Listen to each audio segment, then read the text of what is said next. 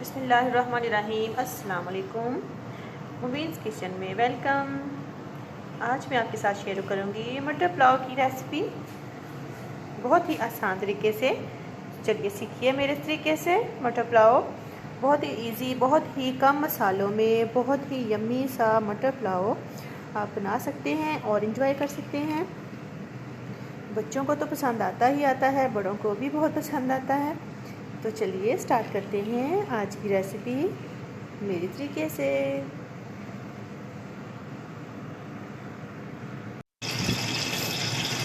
एक बर्तन में मैंने ऑयल डाल के उसको अच्छे से गर्म कर लिया है। इसमें मैं बड़ी साइज़ की बारीक कटी हुई प्याज शामिल करूंगी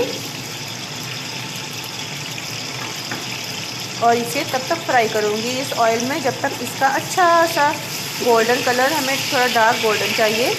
याद रहे इन्हें जलाना नहीं है, बस इनका खूबसूरत सा गोल्डन कलर हमें चाहिए, तो हमारे राइस का कलर अच्छा आएगा। प्याज हमारा अच्छा सा गोल्डन ब्राउन हो गया है। इसमें अब जल्दी से गरम मसाला ऐड करूँगी ताकि हमारा प्याज जले नहीं। ये देखिए ये मिक्स है और ज़ीरा इसमें थोड़ा ज़्यादा है, ये इसमें ऐड करूँगी और इसको हल्का सा इसमें भून लेंगे और फ़ौरन से इसमें पानी लगा दूँगी क्योंकि प्याज ज़्यादा ना हो जाए। पानी डालने के बाद थोड़ा इसको भून लेंगे। इसमें शामिल करेंगे बाकी के मसाले, हस्बे ज़रूरत नमक,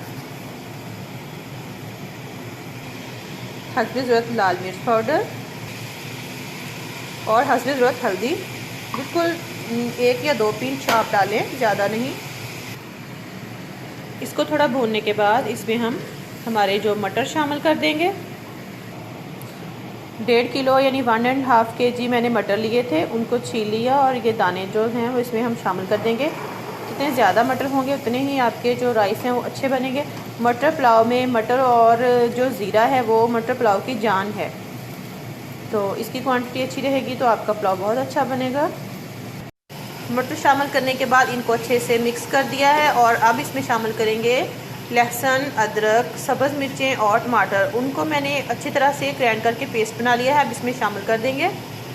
मटर पुलाव में मुझे टमाटर और मिर्चें वगैरह इस तरह अलग अलग से बीच में नज़र आती पसंद नहीं है, मैं उनको अच्छे से ग्राइंड करके ही डालती हूँ। आप भी इसी तरीके से डालिएगा। बहुत नीट सा हमारा मटर पुलाव होना चाहिए कि खूबसूरत से मटर और राइस हमारे नज़र आने चाहिए।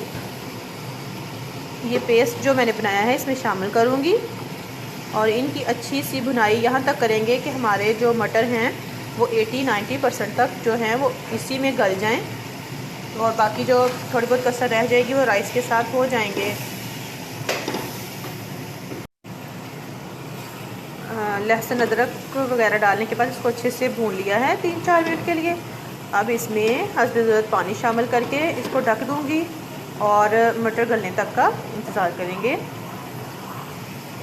बीच बीच में हम इसको हिलाते जाएंगे और देखते जाएंगे। इसको ढक दिया है, अब इसको गलने तक के लिए पकाएंगे और ढकने से ये होगा कि हमारे मटर जो है वो अच्छे से जल्दी गल जाएंगे, ज़्यादा टाइम नहीं लगेगा क्योंकि बाकी सारे मसालों के साथ हमने उन्हें अच्छे से भून लिया है। प्याज भी हमारा अच्छे से मैश हो गया है, तो अब उन्हें हमें पकने तक के लिए छोड़ना है।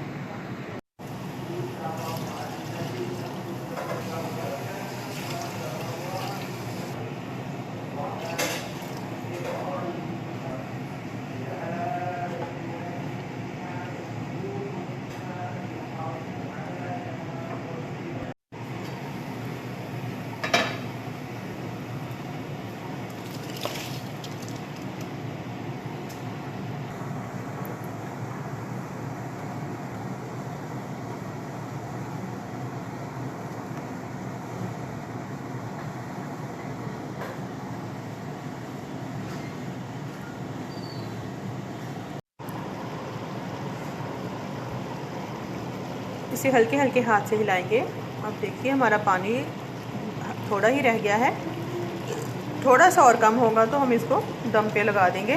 बिल्कुल ड्राई नहीं करना पानी, हल्का हल्का सा पानी नज़र आ रहा होगा तो हम इसको ढक देंगे और हमारी जो फ्लेम है उसको मीडियम टू लो कर देंगे और अच्छा सा दम होने तक का वेट करेंगे। ये देखिए पानी हमारा ऊपर ऊपर ही है, नीचे से ड्राई हो गया है। अब इसको ढक देंगे और 10 मिनट के लिए दम लगा देंगे लो फ्लेम पर। अच्छी सी खुशबू आने लगी है, अब चेक करते हैं। पुलाव हमारा रेडी है, फ्लेम करते हैं ऑफ।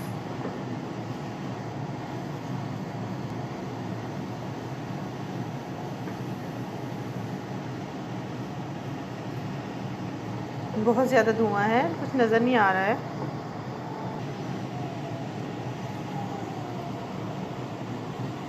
ये देखिए माशाल्लाह से अच्छा सा हमारा पुलाव जो है वो रेडी हो चुका है। इसी के साथ ही मुझे दीजिए इजाज़त। दुआ में रखिएगा याद। अल्लाह हाफिज़।